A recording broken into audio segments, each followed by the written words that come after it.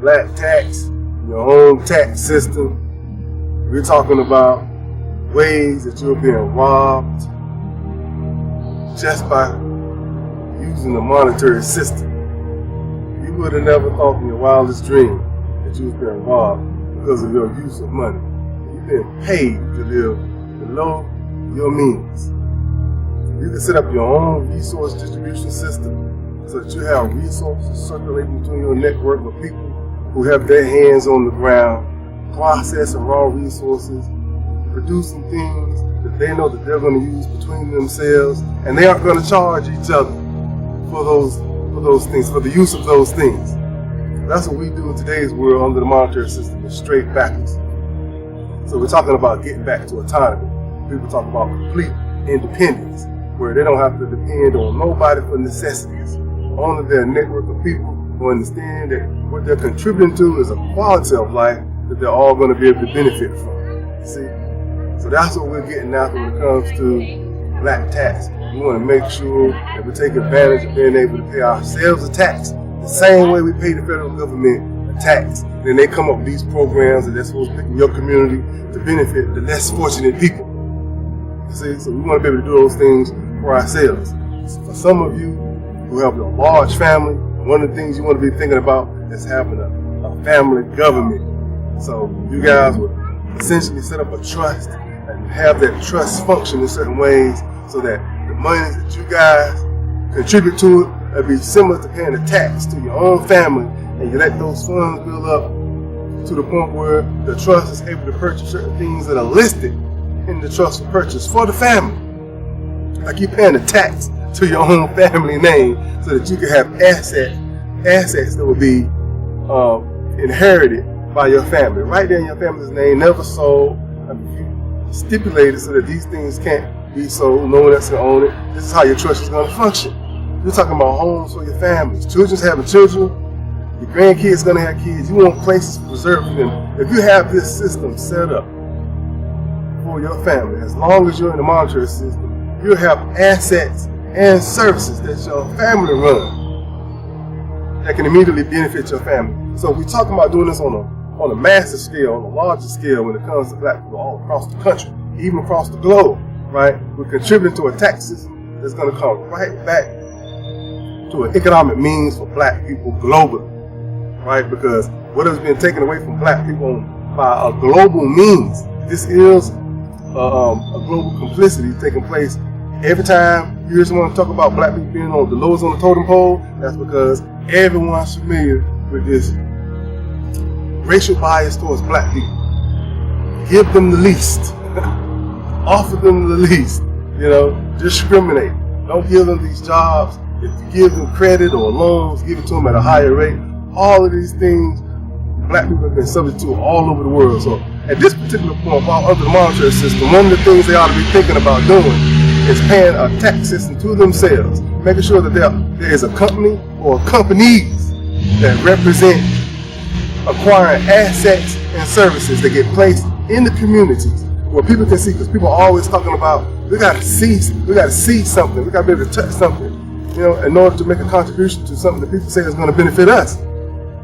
So if you put services from your tax fund, just from this entity that you establish for yourself, if you put services in your community, like a laundromat that people in your community, black people in your community can use without having to pay for anything, right? This is something that they can talk about amongst themselves with the tone of, we're benefiting from this, so why not contribute to entities like BlackTax, tax systems for ourselves, you see? So anything that's going to make people who are getting paid far less than what they should be getting paid, anything that can help them stretch their money in the community is going to be an eye raiser. It's going to be the point between living below a line of deprivation, which was what was intended, to living above this particular line that's been set for black people to live below this whole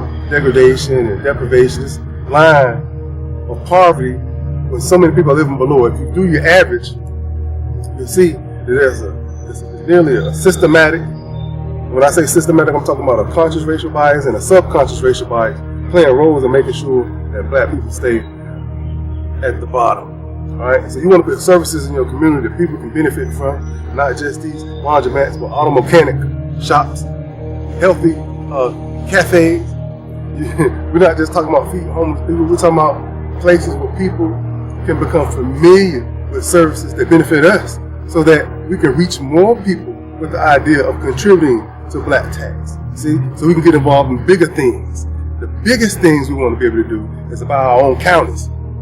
You see, and we want to pay people to run those counties, because what we're essentially doing when we do that is we're making sure that people acquire the routines. They become familiar with the routines to maintain a self-sufficient community. We're always talking about a self-sufficient community, but one of the things that we rarely pinpoint, that we rarely acknowledge, is what it takes to maintain these self-sufficient communities, right? If we're going to stay linked to the monetary system, then you're fooling yourself, and it's not necessarily a self-sufficient community, okay? So what we want to do is find out how we're going to maintain our water supply, how we're going to maintain our electricity. So once we have those things down pat, from the raw resources, I mean, we have to establish allies in those areas, and that's what we do, right? So from the raw resources, or to build our own manufacturers is going to make sure that we have the things necessary to be self-sufficient so that we can flourish just by being familiar with those routines alone. If something ever happens to the point where the monetary system is no longer being used and we don't even want to use the water system, what we will have to rely on are those routines. The routines that will make a self-sufficient community self-sufficient. You see? So we will rely on those routines. See? That's it. So we will align ourselves with an entirely new, how they say, allegiance. You know, for these people who feel like they have a sense of a patriotic sense, of patriotic identity towards their country, you would have the same thing towards this new type of establishment for yourself, a self-sufficient way of living. This is autonomy. This is what we're talking about. So we're trying to get back to those positions, because we know that since we've been under the monetary system, we've heard almost in every meeting for years, we've always heard people talk about what we do not own. We don't own factories. We don't own companies that matter. So we want to get back to own the companies that matter and the factories that bring power to ourselves. I guess the yellow jacket will sting me. I'm going to let them sting me. Mm-hmm. And so if we get back to those particular things and begin to re-establish a network for ourselves, what we end up having is a self-sustaining, or a network that contributes to a means of self-sustaining ourselves, so it becomes sufficient in that way. As long as we're dealing with people in the same way that Nikola Tesla dealt with people who were interested in the monetary system, and they manipulated and deprived him and the people he was inventing things for, because he was wanting people to take advantage of the things that he was inventing for free. Okay? So every time I talk about this to people, they always say, man, if you put a free convenience store in the community and you got items in there for free, people are going to take advantage of it. But we need people to take advantage of it. People have been crying for a long time, talking about, I got to see it to believe it. People have to see something. Well, this is what we're doing. We're going to put it in the community. You know? And some people say, man, supplies won't last in that store no longer than a few hours. Well, in the store, stay open for a few hours every day, giving away free stuff and making sure that things are available to the community for free, right? If the collective pays for it, to make it happen, right? So the whole idea is to wake people up to what we are capable of doing. And we are capable of doing things that benefit each other, and then making sure that we can maintain our status by contributing to a self-sufficient means. This is where we're headed. We're headed in this particular direction. So if we got a whole bunch of farmers out here, and they can ship supply to a particular place where we ship it out to all our cafes, instead of the cafes buying food, they are part of a network program where the food is delivered to them for free, just so we can establish an identity with ourselves, a self-sufficient identity with ourselves. You see? So one of the ways we need to make a step towards this particular process is to make sure that we establish ourselves as a funding collective. Now, so far, if you look back at what happened with the Black Panther movie from Walt Disney, you see that they earn $2 billion. Well, I consider that being an unconscious funding collective. So I'm saying we can look at that and determine for ourselves to become a conscious funding collective and look at ourselves and say, look what we can do now. Like anyone who's talking about a project that's going to benefit the community, we know based on this new identity that we have for ourselves that we can fund it because we are an atrocious funding collective. Anytime we can turn around and fund somebody for $2 billion, we can turn around and fund others for a few million here and there, right? Just to put certain things in our community and have people walk around in their communities with pride to talk about how, have you heard of BlackTax? Have you heard about our own tax organization, how we have so many things that benefit us in our communities? Have you heard what we are doing for ourselves? You see?